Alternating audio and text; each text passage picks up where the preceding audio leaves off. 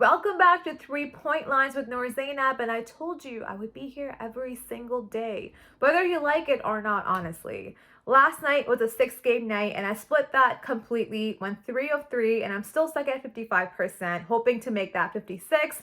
Only have maybe like 3-4 days of games remaining, so a lot riding here. Let's just go into it with a 7 game night tonight. First up, it's the Magic and the Hornets. If you're the Magic right now, you might be a little scared because the Hornets have had 2 back-to-back embarrassing losses to the Eastern Conference top teams, and they might want to go on a revenge tour starting tonight. Plus, if you're the Magic, you're not going to have Franz Wagner as well as Wendell Carter Jr., but you do have Suggs back in the lineup.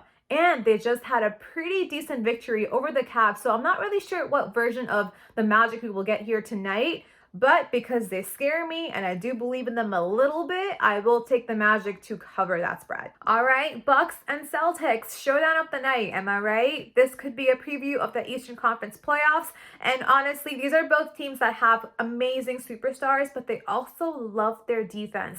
The only factor I can see here is that Robert Williams will not be in the lineup for the Celtics, which will be one less body to throw at Giannis.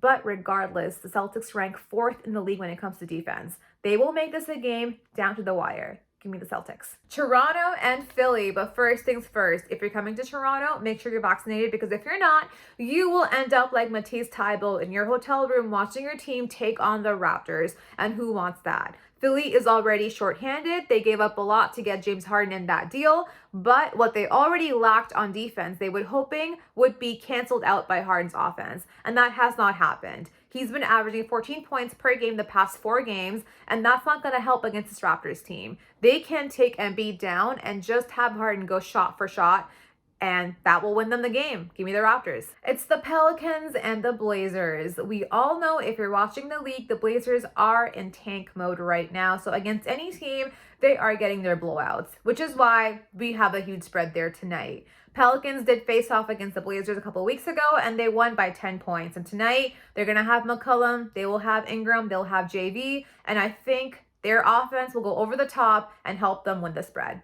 Give me the Pelicans. The Spurs and Timberwolves. The spread is a little big for this team right now, but that's only because DeJounte Murray is out for the Spurs. Even if he were there, I would say the Wolves would come out and win this one, but at least he would make it competitive. Without that, you've got Cat, you have Ant, you've got Russell. Wolves will take this. Give me Minnesota. This is another huge matchup of the night where the Grizzlies take on the Nuggets. Nuggets have been amazing because they've had the Nikola Jokic show, who's wanted to get his another MVP. Back-to-back MVP, if you will, actually. But the Grizzlies have been without Ja, and without Ja, they have been dominating. They don't need anybody. They'll come out and win no matter who's on the roster. Dylan Brooks is questionable tonight, but even without him, they know how to win. I know it's Jokic, I know he's the MVP, but he needs a team. And the team in question are the Grizzlies.